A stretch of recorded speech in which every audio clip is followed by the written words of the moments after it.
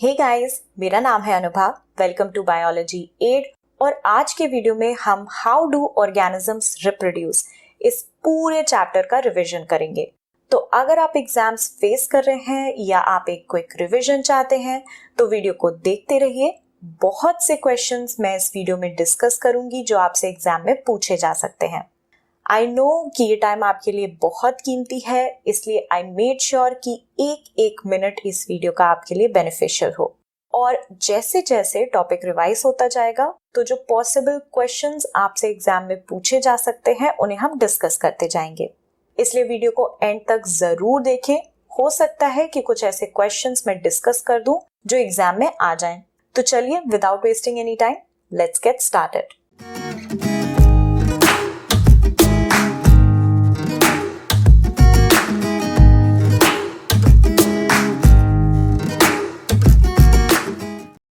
Okay, तो अगर हम बात करें रिप्रोडक्शन की तो सबसे पहला सवाल आपसे किया जा सकता है कि रिप्रोडक्शन क्या है या डिफाइन रिप्रोडक्शन। तो उसकी बहुत सिंपल सी डेफिनेशन है कि किसी एग्जिस्टिंग ऑर्गेनिज्म से किसी नए ऑर्गेनिज्म का फॉर्म हो जाना ही रिप्रोडक्शन कहलाता है। The production of new organism from the existing organism of the same species is known as reproduction. Same species क्यों कहा हमने? क्योंकि सेम स्पीशीज के ऑर्गेनिज्म ही रिप्रोडक्शन के प्रोसेस को कैरी आउट कर सकते हैं। डिफरेंट स्पीशीज है तो पॉसिबल नहीं हो पाएगा।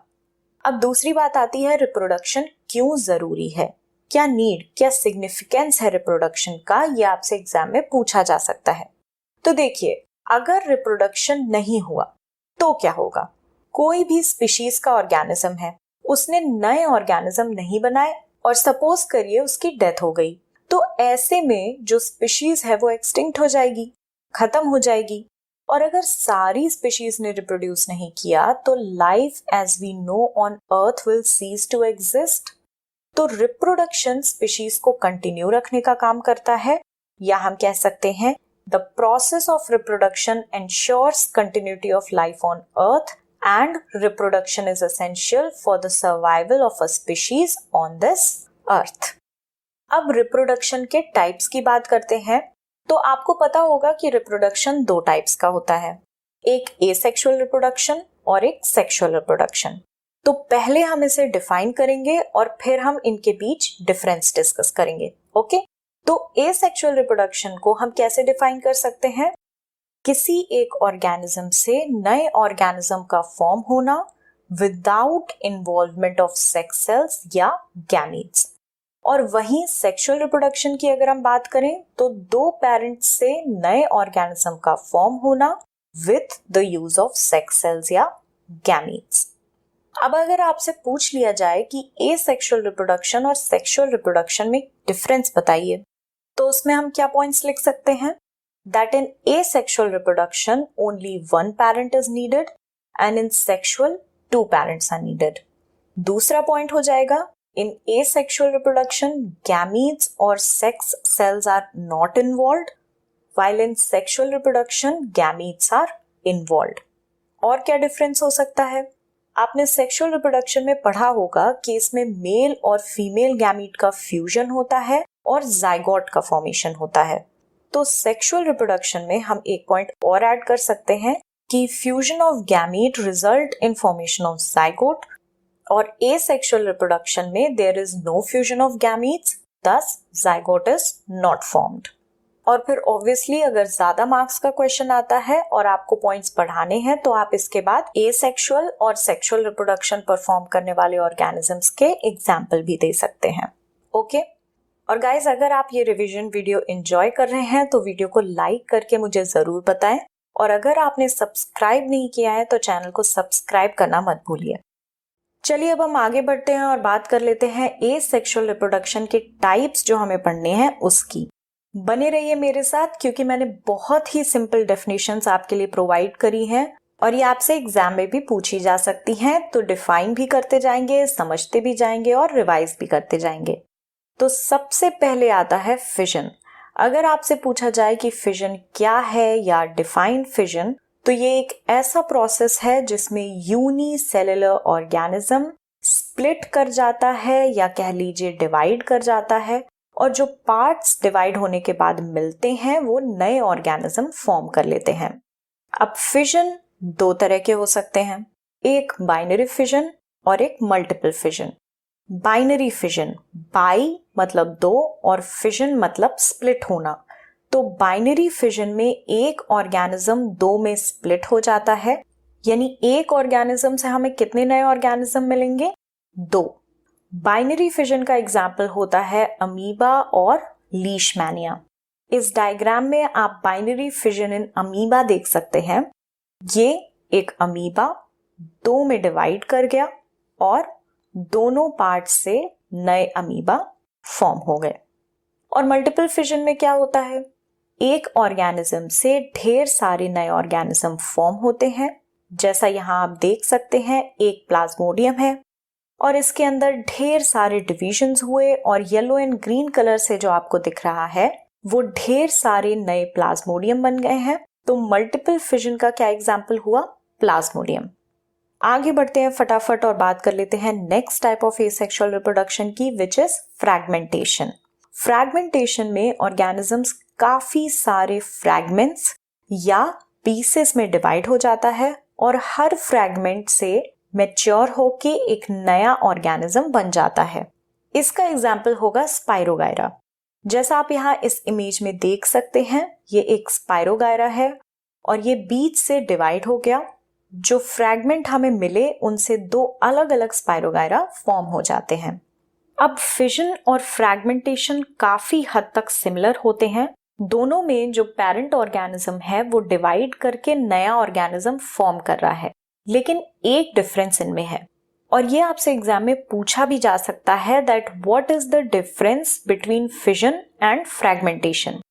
तो देखिए, फिजन जो है वो यूनिसेलुलर ऑर्गेनिज्म में होता है और फ्रैगमेंटेशन मल्टीसेलुलर ऑर्गेनिज्म में होता है। ये होगा इसका आंसर। ठीक है, मूव ऑन करते हैं next type of asexual reproduction, that is regeneration. तो क्या है रीजेनरेशन? कटे हुए बॉडी पार्ट्स से नए ऑर्गेनिज्म का फॉर्म हो जाना। The process of getting back a full organism from its body parts is called regeneration. और ये किस में देखने को मिलता है? Hydra and Planaria. बुक में आपको ऐसा प्लानेरिया का ये डायग्राम दिया होगा। इसमें आप देख सकते हैं कि एक प्लानेरिया है, इसको 3 पार्ट्स में कट किया और हर पार्ट से नया प्लानेरिया फॉर्म हो गया। ओके गाइस, और आपको कोई भी डाउट हो आप मुझसे कमेंट बॉक्स में कमेंट करके पूछ सकते हैं। I will try my best कि मैं आपके डाउट्स को क्लियर कर सकूं। Alright, next type of asexual reproduction की बात कर लेते हैं, दैट इज बडिंग। बडिंग में क्या होता है? जो ऑर्गेनिज्म है उसकी बॉडी पे एक आउटग्रोथ फॉर्म हो जाती है और इस आउटग्रोथ को बोलते हैं बड। और ये बड जिस ऑर्गेनिज्म की बॉडी पे ग्रो हुआ था उससे डिटैच हो जाता है, अलग हो जाता है और एक नया ऑर्गेनिज्म बन जाता है, जैसा आप यहाँ डायग्राम में देख सकते हैं। और इसका एग्जाम्पल क्या हुआ? Hydra. Next is spore formation. इस टॉपिक से रिलेटेड क्वेश्चन भी बहुत ही फ्रीक्वेंटली एग्जाम में पूछा जाता है। तो स्पोर फॉर्मेशन का सबसे कॉमन एग्जाम्पल जो है वो है राइजोपस, जिसे हम ब्रेड मोल्ड भी कहते हैं। ये ब्रेड पे लगने वाला एक फंगस होता है और अगर हम राइजोपस के स्ट्रक्चर को देखें, ये रहा उसका डायग्राम। और गाइज, एक प्रो टिप मैं आपको देती हूँ एग्जाम्स में बेटर स्कोर करने की। अगर ज्यादा मार्क्स का क्वेश्चन है तो मेक श्योर कि आप ऐसा एक छोटा सा डायग्राम बना दें और उसकी लेबलिंग भी कर दें। जैसे सपोज आपसे पूछा जाता है हाइफी के बारे में, तो अगर आप आंसर के साथ एक ऐसा डायग्राम भी बना देंगे और हाइफी लेबल कर देंगे तो it will help you score better. Alright, तो राइजोपस के ये जो हाइफे होते हैं ये थ्रेड लाइक स्ट्रक्चर होते हैं और उनके थ्रू राइजोपस ब्रेड के सरफेस पे अटैच होता है। और छोटे blob on a stick like structures यानी बॉल जैसे स्ट्रक्चर होते हैं जिनको बोलते हैं स्पोरांजिया। और इन स्पोरांजिया के अंदर ढेर सारे स्पोर्स भरे होते हैं। जब ये स्पोरांजिया बर्स्ट कर जाते हैं तो ये स्पोर्स बाहर निकल आते हैं और फिर ये एयर में मिक्स हो जाते हैं। और फिर जहाँ इन्हें अपने लिए फेवरेबल कंडीशन मिलती है वहाँ ये सेटल होके नया राइजोपस फॉर्म कर लेते हैं। अब बस हमारा आखिरी टाइप ऑफ एसेक्सुअल रिप्रोडक्शन बचता है, विच इज वेजिटेटिव प्रोपगेशन। बहुत ही इजी और बहुत ही इम्पोर्टेंट भी है, तो इसलिए बने रहिए मेरे साथ और इसको भी हम रिवाइज करके ही छोड़ेंगे। ओके, तो चलिए अगर हम डिफाइन करते हैं वेजिटेटिव प्रोपगेशन को, तो in vegetative propagation new plants are obtained from parts of old plants without the help of any reproductive organs. तो क्या इसमें कोई रिप्रोडक्टिव ऑर्गन का यूज हो रहा है? नहीं, बस कोई भी प्लांट के पार्ट से एक पूरा नया प्लांट जब बन जाता है तो उस प्रोसेस को बोल देते हैं वेजिटेटिव प्रोपगेशन।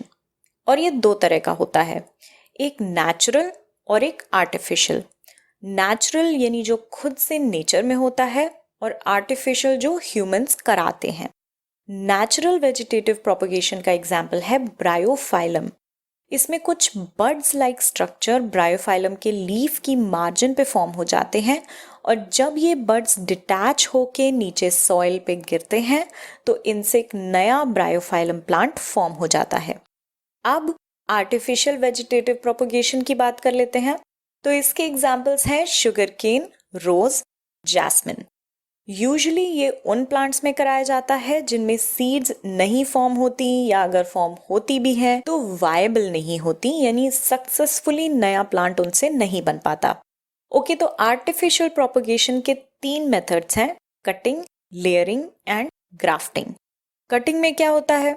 इसमें प्लांट के किसी पार्ट, यूजुअली स्टेम को कट करके सॉइल में गाड़ दिया जाता है और फिर उसमें से रूट्स फॉर्म होने लगती हैं और फिर पूरा नया प्लांट फॉर्म हो जाता है। लेयरिंग की अगर हम बात करें तो इसमें एक प्लांट है, उसकी ब्रांच को लेके सॉइल से कवर कर दिया। अब ये जो पार्ट है इससे रूट्स फॉर्म होने लगती हैं और फिर हम इसकी स्टेम को यहाँ से कट कर देते हैं, जिससे क्या होता है, एक नया इंडिविजुअल प्लांट फॉर्म हो जाता है। ग्राफ्टिंग की अगर हम बात करें तो इसमें हम 2 अलग अलग प्लांट की स्टेम को लेते हैं और इनको ज्वाइन कर देते हैं। जिस स्टेम के पार्ट में रूट्स होती हैं और वो सॉइल से अटैच्ड होता है उसको बोलते हैं स्टॉक, और जो पार्ट विदाउट रूट होता है उसको बोलते हैं साइन। तो स्टॉक और साइन को ज्वाइन कर देते हैं और ये दोनों मिलके एक सिंगल प्लांट की तरह ग्रो होने लगते हैं। ओके, और ग्राफ्टिंग का पर्पस या यूज क्या है? It is used to produce plants with desirable qualities. मान लीजिए कोई एप्पल प्लांट है, वो बड़े साइज के एप्पल्स प्रोड्यूस करता है लेकिन उसमें डिजीजेस जल्दी लग जाती हैं। दूसरा एप्पल प्लांट है, वो बहुत छोटे एप्पल्स प्रोड्यूस करता है पर उसमें जल्दी डिजीजेस नहीं लगती। और हमें चाहिए ऐसा एप्पल प्लांट जिसमें बड़े एप्पल लगे और उन्हें डिजीजेस भी ना हो। तो हमने दोनों प्लांट की स्टेम को लिया और उसकी ग्राफ्टिंग करा दी, तो हमें हमारी डिजायर्ड क्वालिटी का प्लांट मिल जाएगा। नेक्स्ट आ जाते हैं टिश्यू कल्चर पे। लास्ट टॉपिक है ये सेक्सुअल रिप्रोडक्शन का। इसमें क्या करते हैं, किसी भी प्लांट की टिप से एक टिश्यू लिया और उस टिश्यू को लैब में एक आर्टिफिशियल मीडियम में रख दिया। ये जो आर्टिफिशियल मीडियम है ये हमारे प्लांट की टिश्यू को न्यूट्रिशन प्रोवाइड करता है। अब धीरे धीरे टिश्यू ग्रो होगा तो उसको हम बोल देते हैं कैलस। जब कैलस फॉर्म हो जाएगा तो इसे हम एक दूसरे मीडियम में रख देते हैं जिसमें हार्मोन्स डाल देते हैं। इन हार्मोन्स की वजह से कैलस और ग्रो करता है और फिर उसको बोलते हैं प्लांटलेट। अब जब प्लांटलेट फॉर्म हो जाता है तो उसको हम सॉइल में ट्रांसफर कर देते हैं जहां पे ये नॉर्मल प्लांट की तरह ग्रो हो जाता है।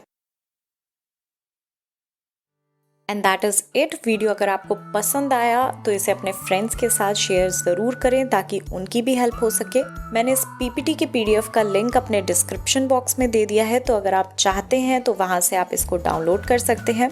पार्ट 2 में हम सेक्सुअल रिप्रोडक्शन को डिस्कस करेंगे, तो चैनल को सब्सक्राइब कर लीजिए और बेल आइकन को प्रेस करिए ताकि वो वीडियोस आपसे मिस ना हो। और until the next time, stay curious.